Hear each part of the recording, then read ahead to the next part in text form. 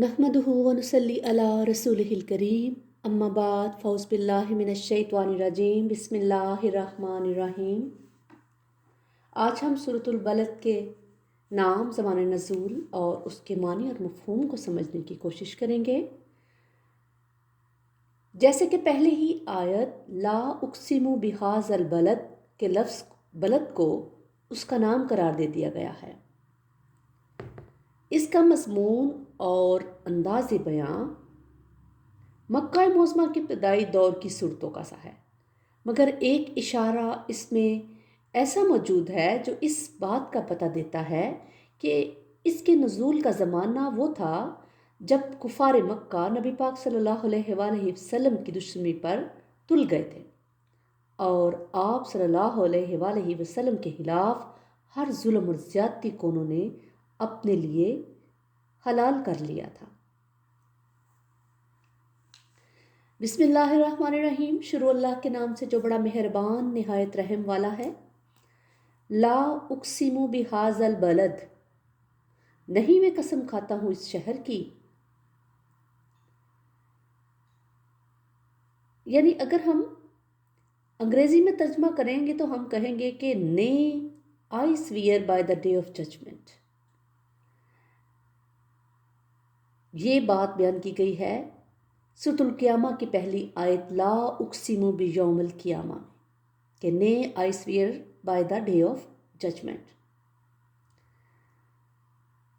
اس آیت کا مفہوم یہی ہے کہ جو کچھ تم لوگ کہہ رہے ہو وہ درست نہیں، بلکہ میں اس شہر یعنی مکہ مکرمہ کی قسم کھاتا ہوں کہ تمہارے خیالات اور نظریات باطل ہیں۔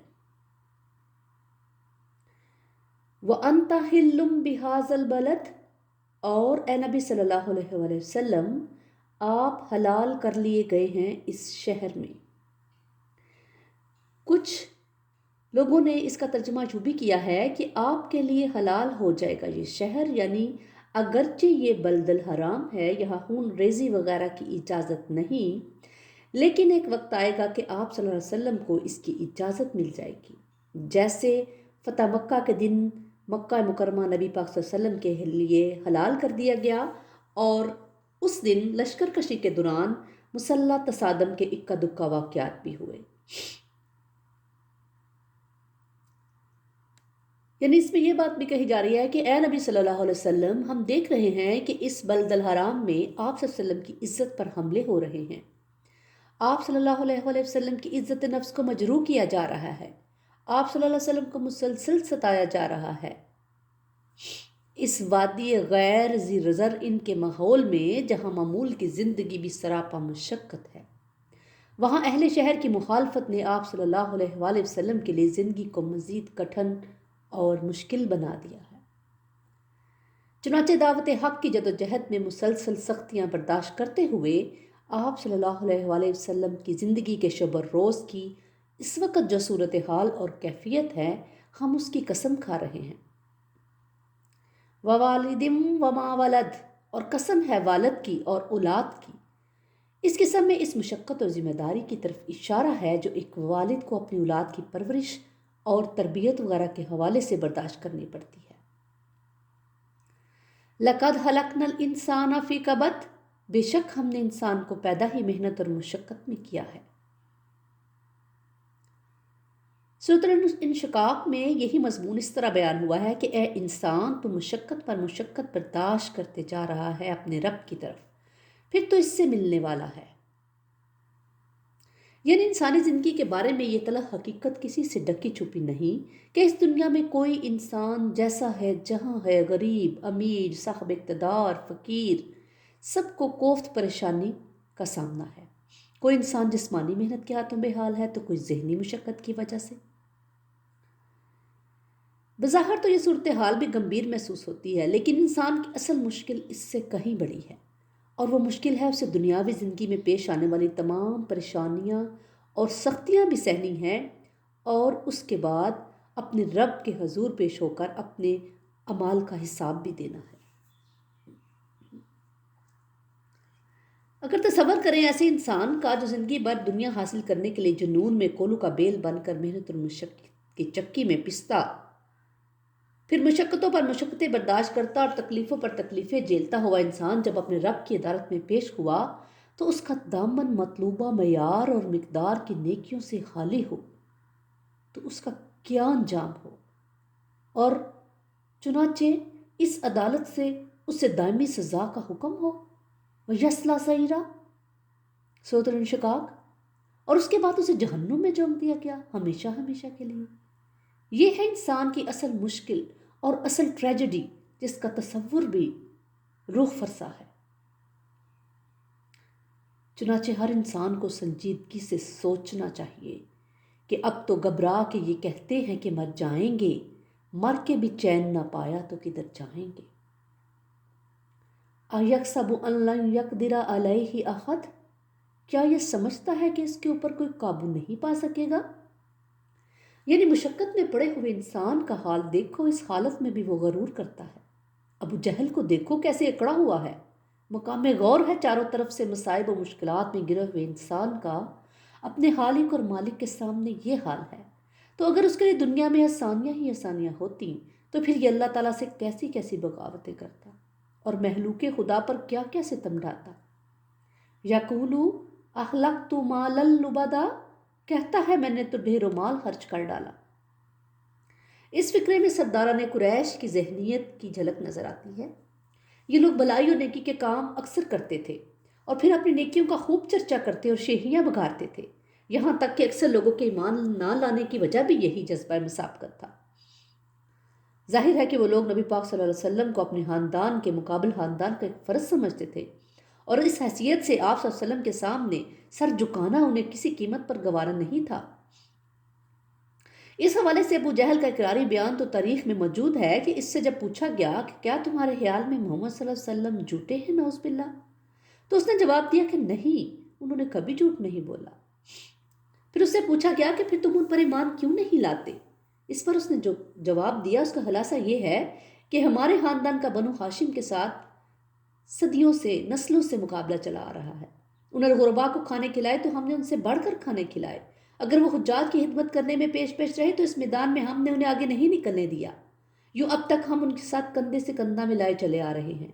اگر ہم ان کی نبوت تسلیم کر لیں تو ہم ہمیشہ کے لیے ان کے غلام بن جائیں گے، اور یہ صورتحال مجھے کسی قیمت پر قبول نہیں۔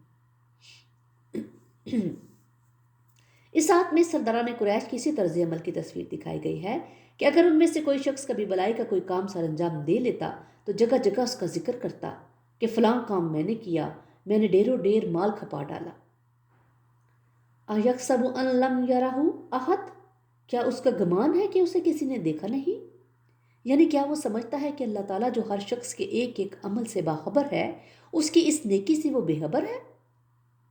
یعنی اللہ تو ہر بات سے باخبر ہے، یعنی اگر تو نے وہ نیکی اللہ کی خوشی کے لیے کی تھی تو پھر اس کا ڈنڈورا کیوں پیٹ رہے ہو؟ أَلَمْ نَجْعَل لَّهُ عَيْنَيْنِ، کیا ہم نے اس کو دو آنکھیں نہیں دی، وَلِسَانًا وَشَفَتَيْنِ، اور ایک زبان اور دو ہونٹ؟ کہ اللہ پاک فرماتے ہیں کہ کیا ہم نے اس کو دو آنکھیں، ایک زبان اور دو ہونٹ نہیں دیے؟ وَهَدَيْنَاهُ النَّجْدَيْنِ، اور ہم نے اس کو راہ دکھلا دی دو گھاٹیوں کی۔ عام مفسرین کے نزدیک دو گھاٹیوں سے مراد نیکی اور بدی کے راستے ہیں۔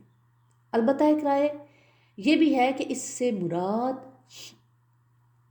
ابری ہوئی چیز کے ہیں، بلند سطح جو راستہ ہو اس کو بھی نجات کہتے ہیں۔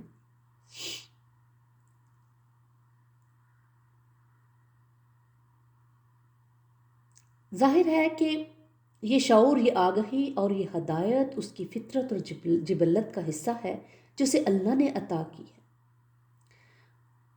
فَلَقْتَحَمَ الْعَقَبَةَ، لیکن وہ گھاٹی کو عبور نہ کر سکا۔ وَمَا أَدْرَاكَ مَا الْعَقَبَةُ، اور تمہیں کیا معلوم کہ وہ گھاٹی کون سی ہے؟ فَكُّ رَقَبَةٍ، کسی گردن کا چھڑا دینا، یعنی مال خرچ کر کے کسی غلام کو آزاد کرا دینا یا کسی مقروض کا قرض ادا کرنا۔ او اطعام فی یوم ذی مسغبہ، یا کھانا کھلا دینا بھوک کے دن میں، یعنی کسی شخص کا قحط سالی کے دوران بھوکوں کو کھانا کھلانا، خصوصی طور پر ایسی صورتحال میں جب اسے اپنی اور اپنے اہل و عیال کی ضرورت کا خیال بھی پریشان کر رہا ہو۔ یتیماً ذا مقربہ، اور اس یتیم کو جو قرابت دار بھی ہے، او مسکینن ذا متربہ، یا اس محتاج کو جو مٹی میں رول رہا ہے۔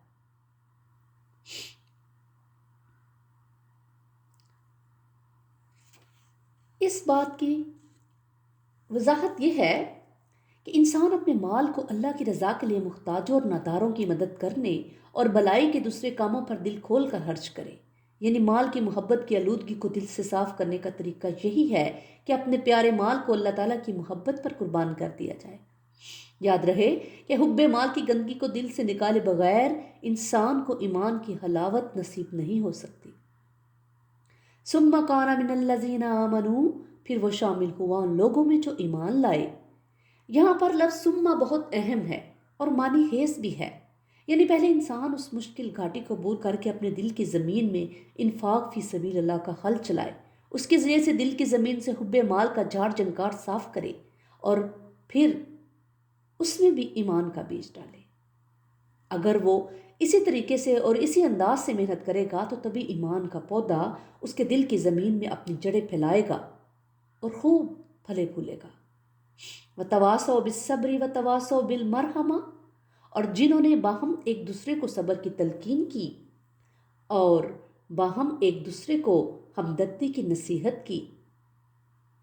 یہ مضمون سورۃ العصر میں ان الفاظ میں آیا ہے، إِلَّا الَّذِينَ آمَنُوا وَعَمِلُوا الصَّالِحَاتِ وَتَوَاصَوْا بِالْحَقِّ وَتَوَاصَوْا بِالصَّبْرِ، یعنی کہ سوائے ان کے جو ایمان لائے اور انہوں نے اچھے عمل کیے اور باہم ایک دوسرے کو حق کی تاکید کی اور باہم ایک دوسرے کو صبر کی تلقین کی۔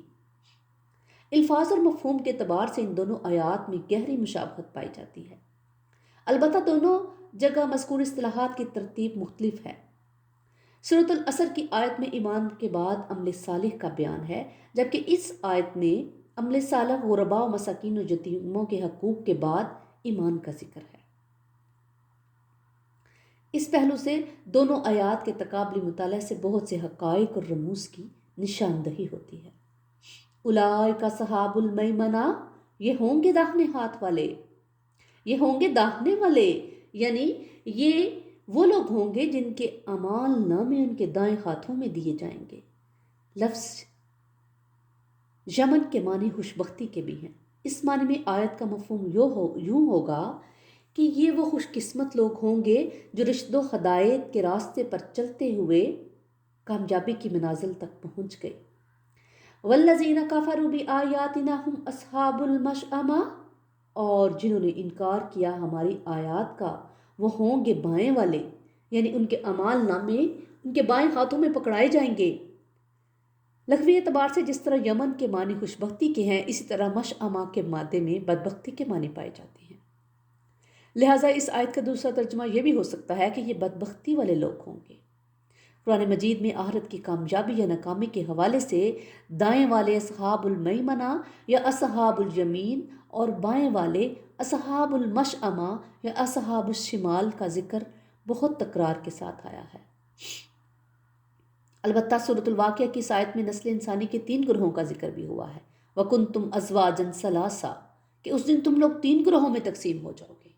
ان میں سے 2 گروہ تو یہی دائیں اور بائیں والے ہوں گے، جبکہ تیسرے گروہ کا ذکر ان الفاظ میں ہوا ہے، وَالسَّابِقُونَ السَّابِقُونَ أُولَئِكَ الْمُقَرَّبُونَ، سورۃ الواقعہ۔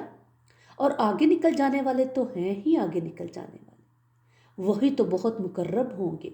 گویا یہ تیسرا گروہ اہل جنت میں سے بہت ہی خاص لوگوں یعنی مقربین بارگاہ پر مشتمل ہوگا۔